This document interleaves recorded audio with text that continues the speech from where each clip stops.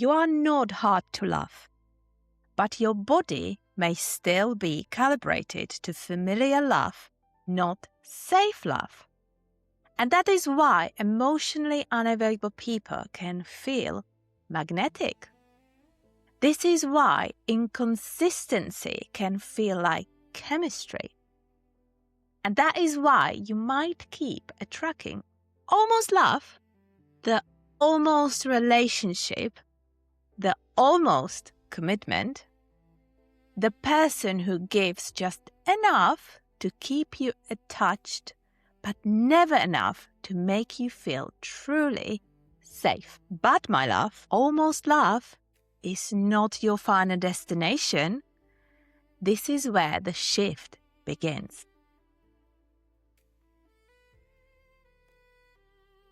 Welcome to Aligned and Manifesting, the podcast for spiritually aware, ambitious women who have done the journaling, the affirmations, the visualizing and the healing work, but still feel like something inside them has not fully shifted. I'm your host, Kate Clark. Here, we go beneath surface level manifestation and explore the subconscious beliefs, nervous system patterns, emotional wounds, and identity shifts that shape what you can actually receive. So take a deep breath, come back to yourself, and let's begin. Hello, my love, and welcome back to Align and Manifesting. Today's episode is for the woman who's done attracting almost love, the almost relationship, the almost commitment, the person who gives just enough to keep you emotionally attached, but never enough to make you feel truly safe. The connection that feels intense, electric, magnetic, but somehow always leaves you anxious, confused, waiting, or overthinking, or wondering where you stand. And if you ever thought, why do I keep attracting this? Why can I manifest signs, synchronicities, and intense connections, but not the safe, devoted, soulmate love I actually desire? Well, this episode is for you. Because today we are talking about why you keep attracting almost love and how to quantum shift into soulmate love. Exciting? And my love, I want you to hear this from the beginning. You're not hard to love. You're not asking for too much. You're not unlucky.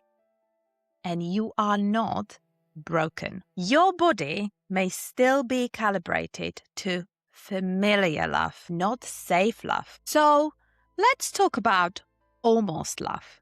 Well, almost love is not always obvious at first.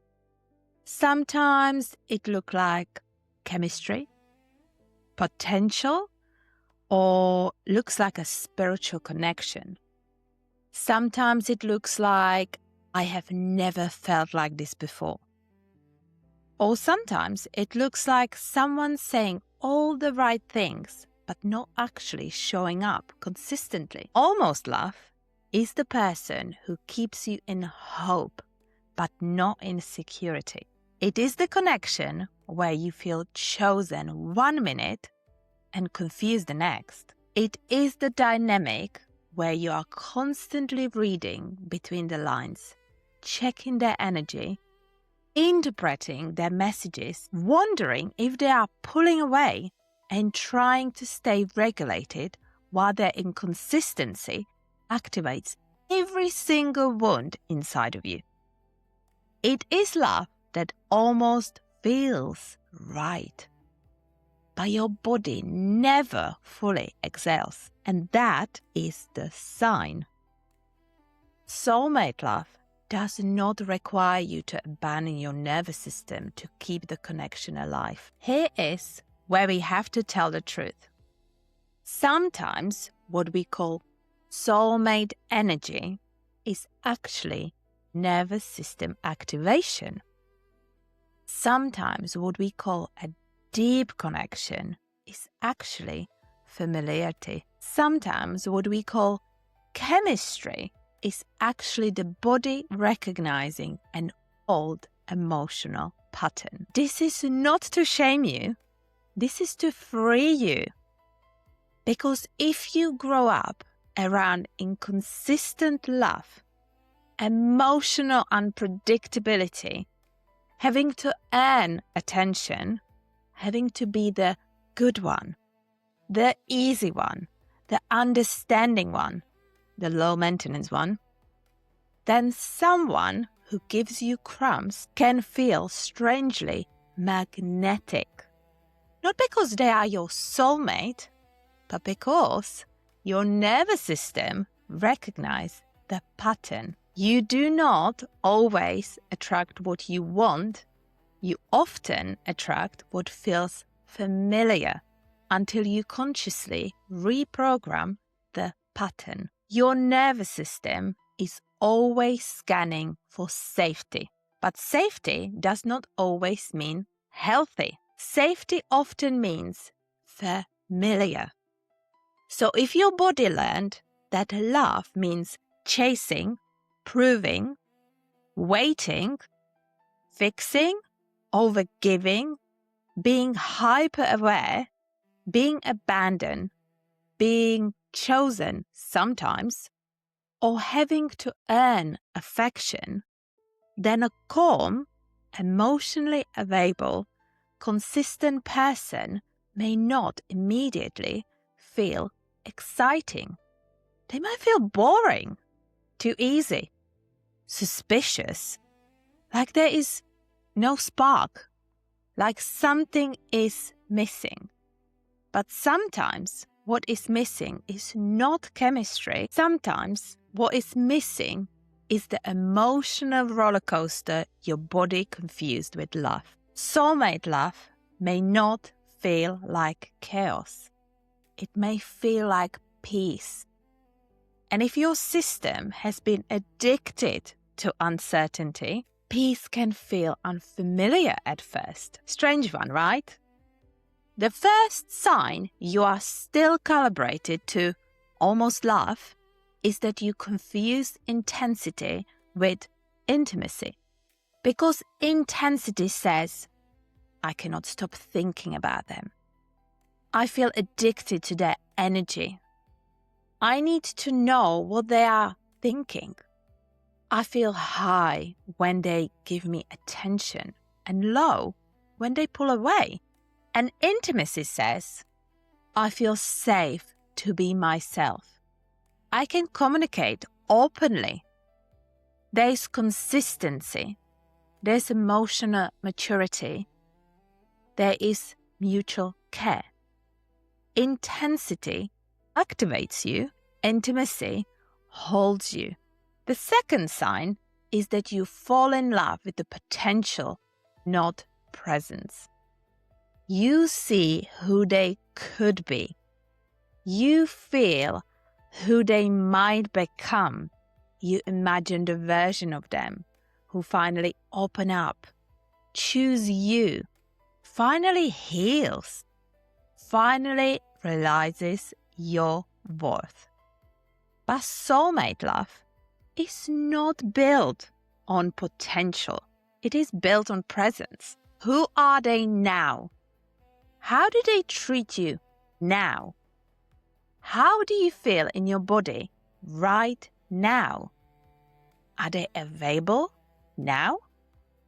Are they consistent right now? Almost love asks you to wait for a future version of someone. Soulmate love meets you in the present. The third sign is that you feel powerful anywhere except love. You might be capable, intuitive, ambitious, spiritual aware, self-reflective, and strong in so many areas of your life. But the moment love activates your wound, you shrink. You overthink, you overgive, you check your phone constantly, you abandon your standards.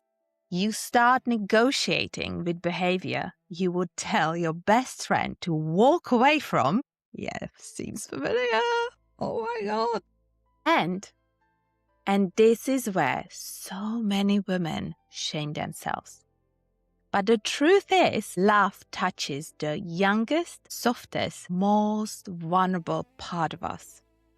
So if you keep collapsing in love, it does not mean you are weak. It means there is a part of you asking to feel safe, chosen, and held by you first. The fourth sign is that you keep manifesting signs instead of standards. This one is going to lovingly sting because sometimes we ask the universe for signs about a person when the behavior has already given us the answer. We see their name everywhere. We see angel numbers, we pull cards, we ask for confirmation. We feel the energetic connection. But my love, a sign is not a substitute for emotional availability. A synchronicity is not a relationship. An energetic pull is not a standard. Because soulmate love requires more than spiritual confirmation. It requires grounded evidence. The fifth sign is that you are still available for inconsistency. And I do not mean you want inconsistency. Of course you do not. But there's a difference between wanting devoted love and being intently available for anything less. So when you are truly unavailable for almost love, you stop negotiating with confusion. You stop making excuses for emotional unavailability. And you stop trying to prove your worth to someone who is not meeting you there. You stop chasing clarity from people who benefit from keeping you unclear. You stop romanticizing crumbs because they came from someone you wanted a feast with. The quantum shift begins the moment your standards become stronger than your attachment. So, what does it actually mean to quantum shift into soulmate love? It does not mean sitting in your room obsessing over a specific person until they become the version you want them to be. And it doesn't mean scripting someone into choosing you. It does not mean abandoning your self-respect in the name of divine timing. Quantum shifting into soulmate love means you move into the identity, frequency, standards, and embodiment of the woman who already knows she is chosen. She's not waiting to be picked. She's not auditioning for love. She is not trying to convince someone to see her worth. She's not clinging to almost love because she is afraid nothing better is coming. She's already living from the reality where love is safe, mutual, devoted, and available. And from that identity, she makes different choices. I'll give you an example. She does not reply from panic. She pauses. She does not chase someone who disappears. She returns to herself. She does not over-explain her needs. She trusts that her needs are valid. She does not confuse consistency with mystery. She names it as misalignment. She does not keep watering dead connections. She redirects her energy back into herself, her life, her body, her joy, her standards, her future. The identity shift is this: from the woman who waits to the woman who receives. From the woman who proves to the woman who chooses. And from the woman who chases to the woman who magnetizes, who accepts crumbs to the woman who is available for devotion. From the woman who asks, "Am I enough for them?" to the woman who asks, "Does this feel safe, aligned, and expansive for me?" That is the shift. Because soulmate love is not just about who comes in. It is about who you become before they arrive. Then, the version of you in soulmate love has a different nervous system relationship to love. She does not panic when love is peaceful. She does not mistrust consistency. She does not need chaos to feel chemistry. She does not abandon herself to keep someone close. She does not confuse longing with love. She knows that love can be calm, safe, passionate, deep, and devoted at the same time. I want to give you a practice for this. I call this Soulmate Self practice. This is not about obsessing over who they are. This is about becoming the woman who can actually receive the love she is asking for. So take out your journal or come back to this later and ask yourself, what does the version of me in soulmate love no longer tolerate? What does she stop romanticizing?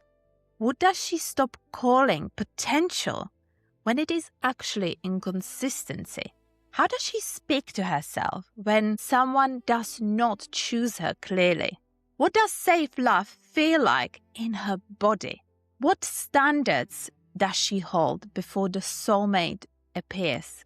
What old pattern is she no longer available to repeat? What does she believe about being chosen, loved, and cherished? How does she act when she already knows love is available to her?